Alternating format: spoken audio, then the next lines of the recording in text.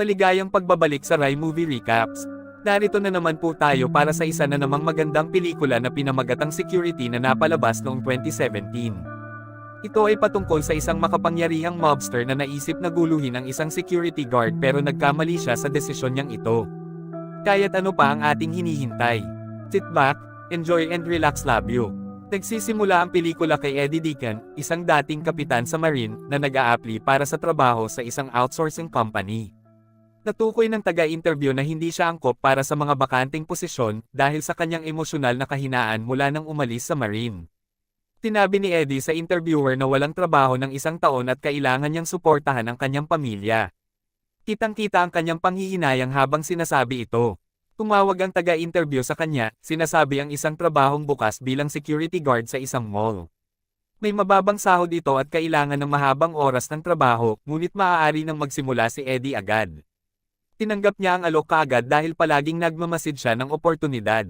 Sa pag-unfold ng mga pangyayaring ito, napansin ang isang kolumna ng mga US Marshals na nag-e-escort sa isang 11 taong gulang na batang babae, si Jamie. Nakatakdang magbigay siya ng mahalagang saksi sa susunod na araw laban sa isang kilalang kriminal na organisasyon na kilala bilang 666.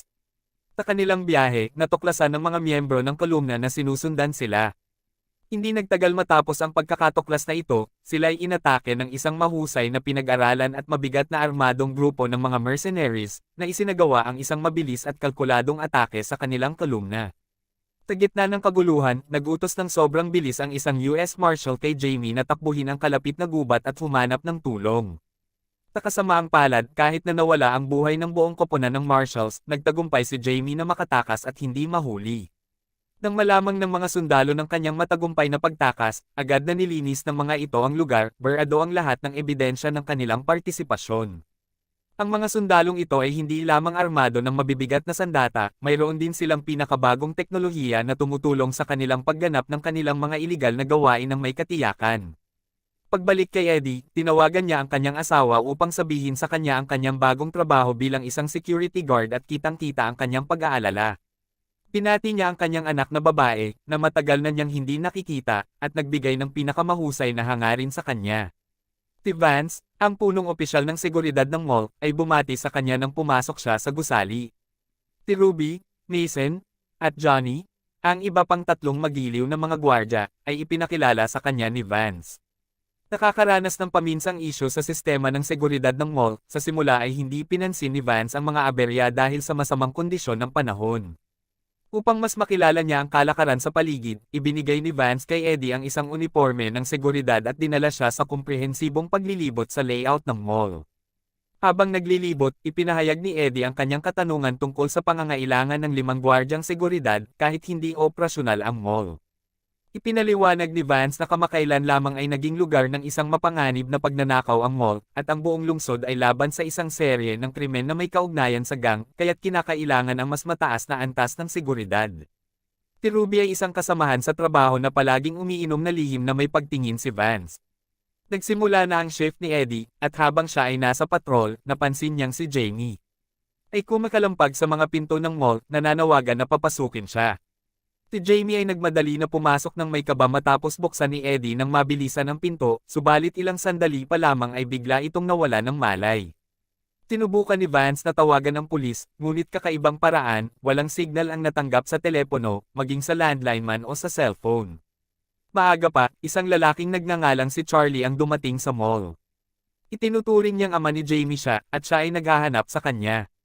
Agad na ipinag-utos ni Vance sa isa pang security officer na samahan si Jamie papuntang ibaba ng walang pag-aatubiling anuman. Gayunpaman, may duda si Eddie kay Charlie. Si Jamie ay tila labis na takot, parang tumatakbo siya mula sa isang masamang ama. Si Charlie ay tinatanong ni Eddie tungkol sa mga detalye na may kinalaman sa kanya. Tinasagot niya ang bawat tanong ng maayos, na tila nakakagulat. Nagigising siya, sumisigaw ng takot habang ibinibigay siya kay Charlie, at saka biglang tumakbo palayo. Sa nakita ni Eddie ang reaksyon niya, sinabihan niya si Vance na huwag payagang pumasok si Charlie. Kailangan ipaalam sa kanila na wala talagang kaugnayan si Charlie sa kanya bilang ama. Siya ang tunay na leader ng mga misyonaryo na pumasok sa convoy ng US Marshal upang hulihin si Jamie. Upang makamit ang tiwala ni Jamie, nagpakunwaring ama ito.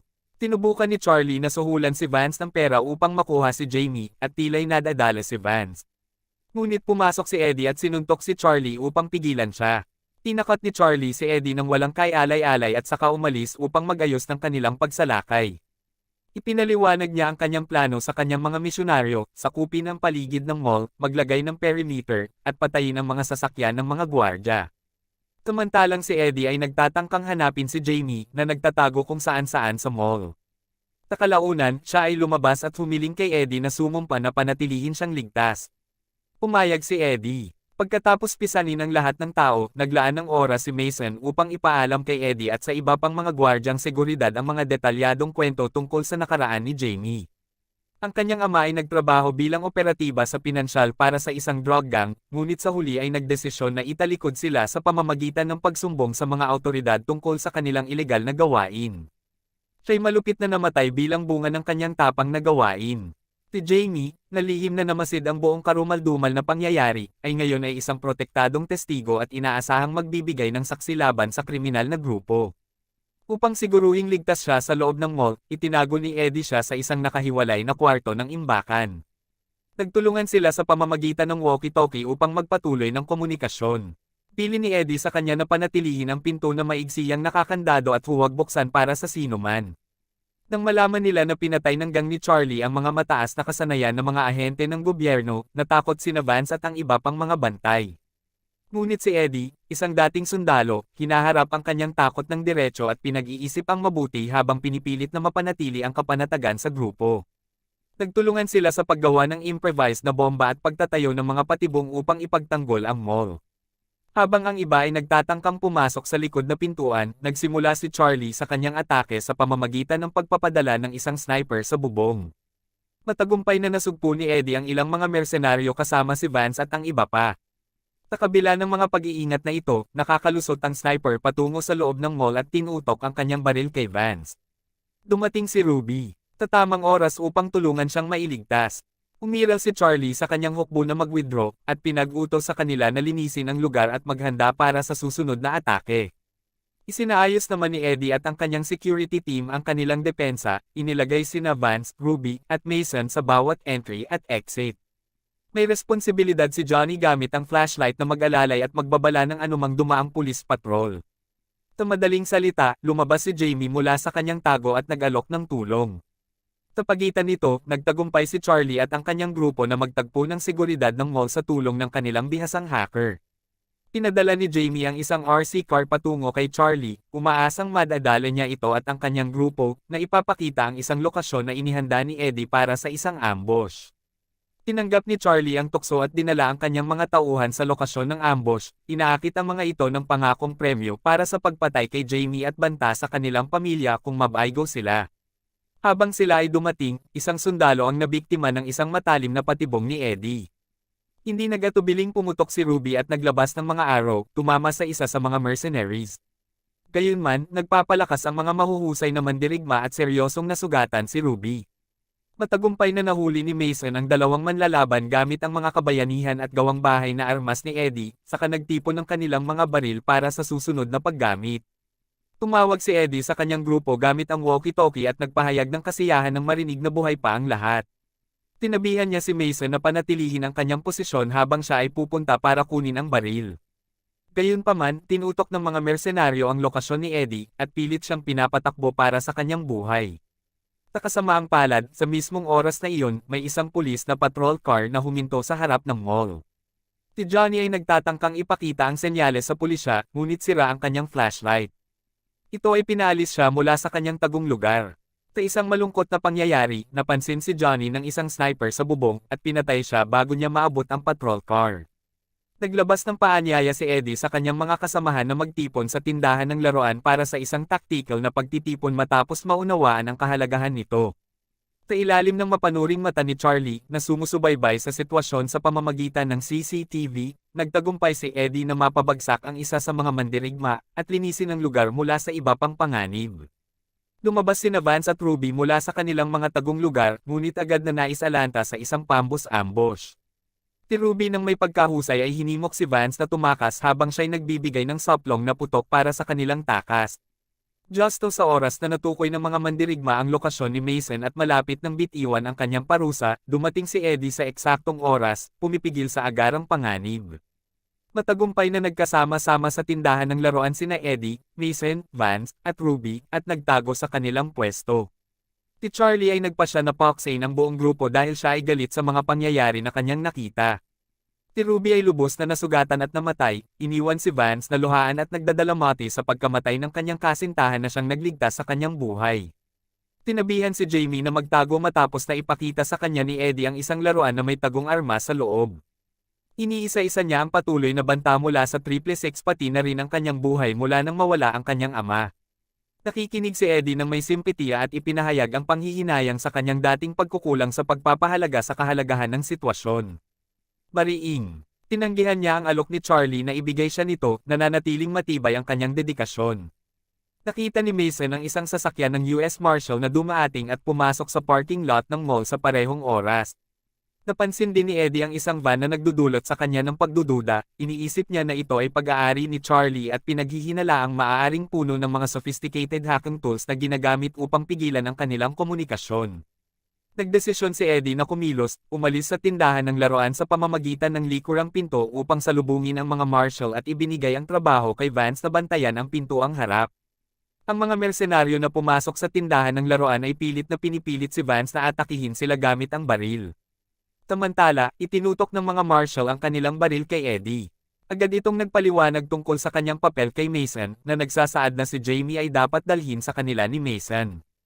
Gayunpaman, napagtanto ni Eddie na ang mga ito'y pawang peking tauhan, nakita niya ang mga tatuwad ng 666 sa kanilang mga katawan. Nahayag ang tunay na kulay ni Mason habang tinutulungan si Jamie, na muntik ng makatakas, at pagkatapos ay sa isang trahedya, siya'y binaril. Habang nagtatangka ang natirang mga mercenaries na atakihin si Vance, tinutulungan niya ang kanyang sarili laban sa kanilang mga pagsalakay, ngunit siya ay malubhang nasugatan. Sa sandaling matagumpay na nailabanan ni Eddie ang mga peking marshal, inuutusan niya si Jamie na tiyakin ang isang radyo, sa pamamagitan nito ay maaari niyang tawagin ang karagdagang tulong. Napakinggan ni Charlie ang usapang ito sa kanyang walkie-talkie, kaya't iniutos niya sa natirang miyembro ng kanyang puwersang militar na patayin si Eddie, habang siya naman ay nakatuon sa pagdakip kay Jamie. Si Eddie ay nagmadaling sirain ang van ng radyo na iniisip niyang nagbabara sa kanilang komunikasyon sa isang delikadong galaw at nakipaglaban kay Dead Eyes, ang tiwala ni Charlie na pangalawang in command. Matapos ang isang matinding laban, nakamit ni Eddie ang kagyat na kontrol at napabagsak si Dead Eyes.